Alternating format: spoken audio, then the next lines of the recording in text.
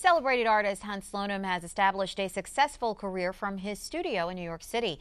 His paintings are collected by famous celebrities and museums alike. He's also known for the large collection of birds that he keeps in his studio and as a collector of Victorian items ranging from gilded frames to Gothic chairs. South Louisiana has become his home away from home and is the subject of his latest work. Producer Donald LaFleur visited with the artist at his plantation home in Jeanerette. Having traveled extensively throughout his life, artist Hans Slonim might have chosen a second home in any number of exotic locales. His connections to Louisiana led him to the tranquil countryside along Bayou Teche. My grandfather painted, so it was an early childhood decision that that's all that I wanted to do. And at Tulane University, I was fortunate enough to take Louisiana architecture with Sam Wilson, and we did tours of plantation homes, and I used to dream about plantations as a child, actually. After graduating from Tulane, Slonim moved to New York City to set up his studio. But even early in his career, he had shows often in New Orleans galleries. So I had had a relationship with Louisiana, and I always thought I'd wind up with something in New Orleans to call home at some point in my life. When a psychic predicted he'd own a plantation home, he wasn't seeing that in his future. But in 2004, he received a sudden windfall when a single client purchased the bulk of his work as it was being unloaded to a New Orleans gallery. Days later, he was invited to visit Albania Plantation in Jeanerette. The owner of the home for the last 40 years, Miss Emily Sear, had passed away, and the property was for sale. I feel that houses kind of pick people, especially houses with pasts like this one. You know, it was built by the Grevenberg family in probably 1837, and then Isaac Delgado acquired it after the Civil War, and formed the Albania Trust at his death, which still exists, and a lot of that money paid for the New Orleans Museum original building, which was originally called the Delgado Museum, and Delgado University, and the sugarcane crop was not part of Miss Emily's purchase. She acquired the house in 10 acres.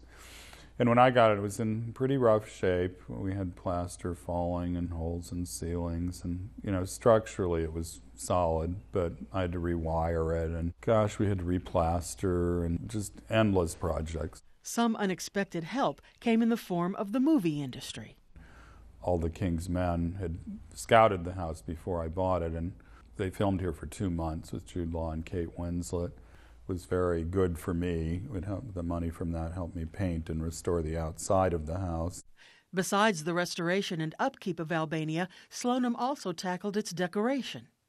Fortunately, his penchant for collecting has provided the plantation home with a sumptuous decor. The house I bought with only one bed and a piece of wicker furniture. So I have had to find everything that's in the house. I have a great love for 19th century things. I find wonderful old Paris pieces all the time. I just can't get enough, it seems. I have a new interest in porcelains, and I've gotten a lot of portraits for the house and things that would have been perhaps here in some period of its history. The bold and masterful use of color is a gift the artist has put to use, from the vibrant tangerine in the parlor to the hypnotic periwinkle of a bedroom setting. I'm very fond of red, and I always seem to paint at least one room in every house red, and I just think things look so fantastic against a colored wall. In fact, David Hockney, the painter, once said that when you hang something on a white wall, your eyes go to the edge of a painting, and when you hang something on a color wall, that your eyes go to the center of the painting. And I've noticed that a lot of museums are now starting to use color. Among the historic portraits and classical sculpture, Slonim's own paintings add a spark of interest. I like to, breathe vibrancy into these houses. With all the work this home entails, it remains primarily a place of respite for the artist, where a break from the studio restores the spirit. In his artwork, Slonim has examined numerous themes: His ongoing investigation of the meaning of spirit fueling paintings of saints and Hindu gods. His fascination with mysticism and channeled messages released in portraits of legendary figures. And his love of the natural world, the tree of life, celebrates the spirit in plant and animal form. I had lived with a 40-foot cage of birds behind where I paint for 24 years in my studio in New York, and I suddenly realized that I was looking at the world through the grid, which took on all these meanings for me about the last look at nature, the deforestation of rainforests. So I paint wet into wet, and I've been doing cross-hatching marks. After I've painted the whole painting, I take the back of the brush and I whittle it to a point, and I make all these little marks by hand to sort of dissolve the image and create an interesting surface. I have continued to do that not just with nature paintings, but even portraits, particularly if the person isn't living.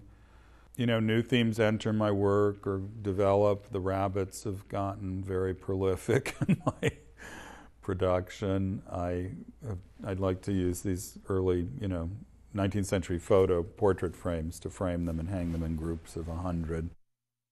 Sloanim's status as a part-time Louisiana resident is evident in his latest work, a major exhibit at Lafayette's Paul and Lulu Hilliard Museum of Art. Nearly a year of work has gone into this homage to Bayou Teche.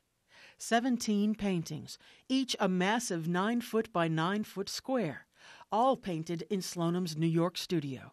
We visited on the bayou as the show began to take shape. We asked to use excerpts from two of our great writers in the state, a poet, Darrell Bork, who is a poet laureate for Louisiana, and then also our very well-known James Lee Burke. And we've taken excerpts from their books, and they're included in the exhibition and in the publication that accompanies the exhibit. I think what he's caught is an entire year, all the different seasons, all the different colors of light, the different just the feelings you get of living on the river. So he's caught that kind of lazy quality of watching time go by. Hunt Sloanim treasures the contemplative life he enjoys at Albania, where watching time go by is a pleasure with purpose, refreshing the spirit.